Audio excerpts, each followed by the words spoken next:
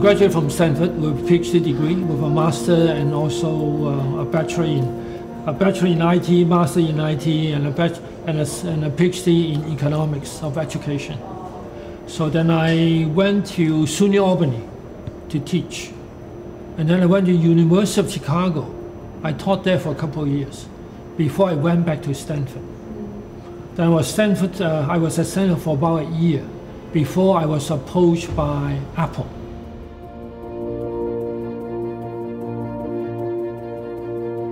Terry was introduced to me by one of the colleagues. So I had dinner with him, I remember the first time. I even remember where we went. We went to a restaurant called Xiulan Xiaochi. It was a very good restaurant. Yeah. I remember he gave me the impression that he said he wanted to make Honghai to become one of the 3 largest global connector companies in the world. I met a lot of vendors in my life, at that time. Nobody had a global vision to be one of the top 3 companies in the world. I started Apple in 1885.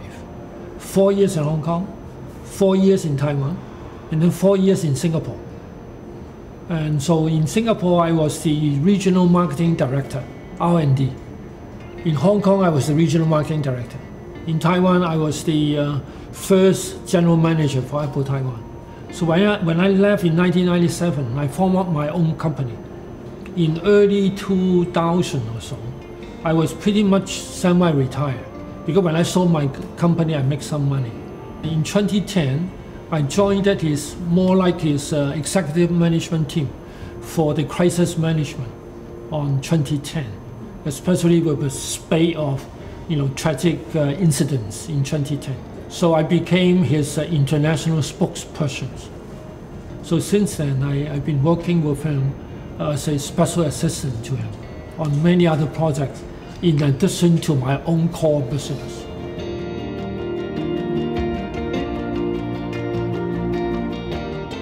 A lot of time he sees things very differently. I would argue that he sees things he would put himself in a position. If he is talking to Tim Cook of Apple, he would really put his position as that, he is in the same rank and file with all the titans of the conglomerates of the world. He would not look at himself, oh, I'm just a manufacturer, or I'm just his suppliers. He won't say that, and he won't feel that, right? And he won't behave like that. So that's why I think people respect him. And I remember Terry asked Tim and said, hey Tim, can you share with me, in the next few years, what will be your forecast for iPhone? So at the time, we don't even have electronic board. So Tim just went up to the whiteboard and used a felt tip pen to write. Just at the time of 2010, he would write down 2011, 2012, 2013, and write down the number of iPhones he was thinking for the next few years. And the first thing Terry would say, no, I don't believe you. And Tim was kind of shocked, right? And I was shocked too. It's kind of impolite to tell your customers that you don't believe in him, right? But Terry said, I think you are sandbagging because I think the number is a lot higher. It's not that small. The team think about it.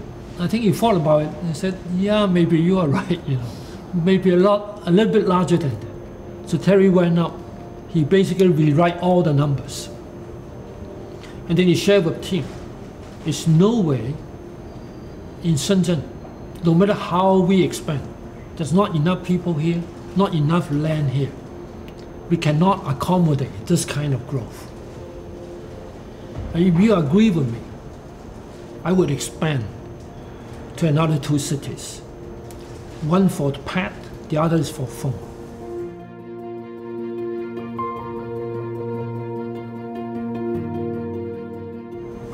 Right, but back in his mind, the experts are already telling us one of the reasons why we have such a cluster effect of tragic accidents at the time is because a lot of young people, they like to leave their home, but they don't want to be too far away from the support group. So Terry did the analysis. we have close to about 500,000 people in 2 locations in Shenzhen. Right? About 30% of them from Henan. Another 25% of them is from Sichuan. So he said the next 2 campuses that I'm going to grow, I would, instead of asking my people to come to immigrate to Shenzhen, I would move my factory to where closer to my workers are, to my future employees are. So he set up 2 major factories, one in Henan, one in Chengdu, in 2010, right? Because of that. So he told him, you know, all we need is just you shake my hand, you promise to give me certain percentage of, you know, the smartphone, certain percentage of the tablet, I will invest. Now he has the vision to see things way ahead of anyone else. He never sees crisis as crisis. Right? The Chinese word for crisis is 危机, right? It's danger and opportunity.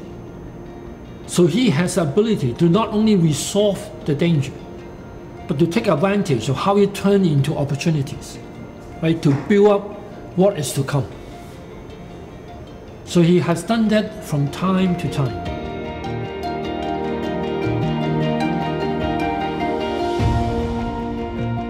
I remember a conversation, in fact, again during that year.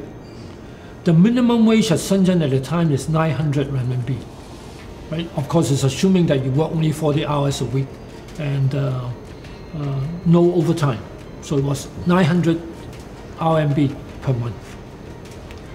He insisted that at the time, he said, we should raise the salary level, right? Because we're making money. Right? We should let our employees enjoy higher living standards. So everybody agreed, you know, in fact all the business group agreed. But everybody is assuming that he's raising it by 10%, maybe 12% or so. Because that's at most people would raise. He said, no, we should raise the minimum salary to 1,200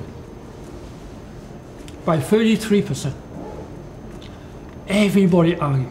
Every single, all the head of the business group would tell Terry, no, you know, you would tank our shares, right? The share would just plunge down. Nobody would say that. Why would you want to do that? 33% increase, right? That's too much, right? But Terry insists, and he said that this is something called what? 水涨船高. So, and I remember I walked with him, you know, on the compound of the COO compound at Shenzhen.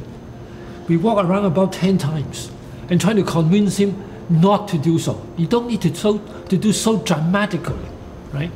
So after about half an hour or so, he held my hand. He said, Louis, trust me, right? We need to do this. I said, okay, at the end of the day, you know, you are the boss, you know, we'll go ahead. You know, this of course is good news to the employees, but I'm just afraid that what would the shareholder react? Right? He said that people would thank him, you know, afterwards. Then of course, as soon as they announced it to make our minimum salary to be 1,200, and Shenzhen, the city government, and said that they would almost follow suit. I think they follow up to 1,100 or so, almost overnight. He made decisions of this kind out of the box, different from anyone else.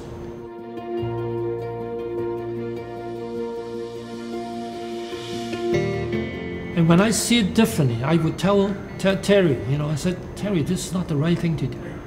So we argue and we fought. At the end of the day, then we say, he would pull his usual one. He said, Louis, trust me. So at the end, probably 9.9 out of 10 times, he's right.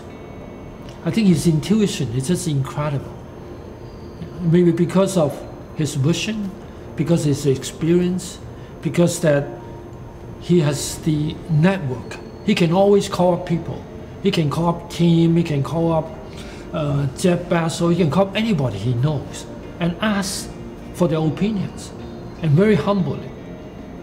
When he first started, he probably doesn't know anything about 8K, 5G, he doesn't know about AI. He asked right? As if he is just a primary school student, and he learned from them. So I always tell my friends that Terry is just like 金庸的一个什么吸金大法。He has this ability to absorb things, out from the blue, and make it into, 过语录。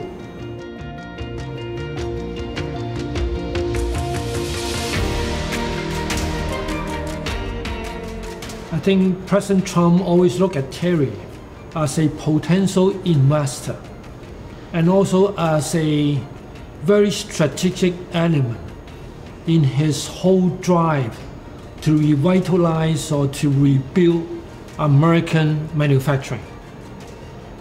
He sees Terry as a key driver of his vision. So that's why when they talk, they just click, right? And Terry would also be very impressed by his visions. And so that's why when they met up the first time, they talked extremely well, right? Because two of them are very successful businessmen. They're not talking about politics, right? Donald Trump basically, asking Terry, say, can you help, right? And Terry said, I can certainly help. In some way, Terry felt that he's responsible. In a sense, is that he is one of the beneficiaries of globalization. Terry took, in fact, the whole molding industry from Chicago area back to Taiwan, back to China, to rebuild it in this part of the world. So he's one of the beneficiaries. So in a way, he felt that he's grateful for that opportunity 40 years ago. So if somebody asked for help, especially from the President of the United States, he said, sure. Give me 2 months. Let me look into it. So the first meeting we had with him was in April 28, 2017. Right? That was the first time we met up at the White House.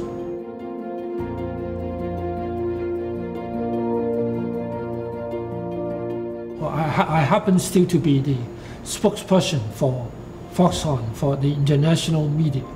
At the same time, I'm the project manager for Wisconsin. So it's certainly to my interest to speak on behalf of the progress of the Wisconsin project. I said, Foxconn has never been, in this, operate in such a fashion before. Now we are almost like living in a glass fishbowl, and we are the only goldfish inside that bowl.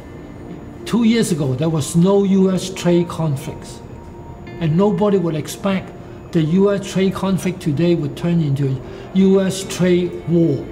And that war is not only on trade balance, but on technology, on the value systems, on the culture, on everything else, right?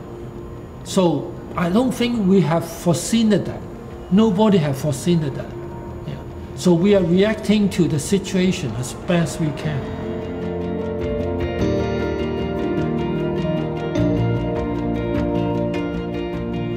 No matter where we build our factory, we don't normally share with people by now or by when we're going to build up how large a factory, by when I'm going to hire so many people.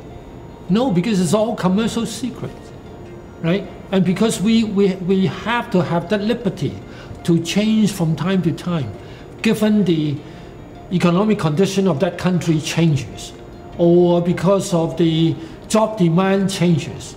Right? Because our customer would have a different demand on different products. So we must have that liberty. But in Wisconsin, we don't. Right? So that's why I think it's very difficult for us to operate. So starting from earlier this year, I told my people, we need to have a new PR strategy. That the PR strategy is that we will be extremely conservative, which is we will only report what has been done, not to tell people what will be done. So hopefully, if people can bear that and give us a little bit more time and be patient, then just let the facts speak for itself.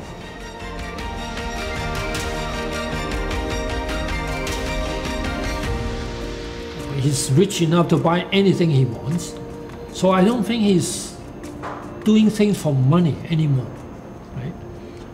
In fact, I would imagine that after his passing of his first wife and also his younger brother, I think that gave him a certain sense of liberty. His money is no longer the things, but he always felt that he owed it to the million workers of Foxconn. He owed it to the management team, and he owed it the sense to the community where we start different factories in the 30-something cities in China, or 17 or 14 countries in the world. Right? He felt that affinity. He felt that he's responsible for the community. So that sense of community obligations and bring him to what he is today, right? So I'm probably the last one who is surprised by his ambition to want to be the highest or to be the leader of Taiwan. I'm not surprised at all.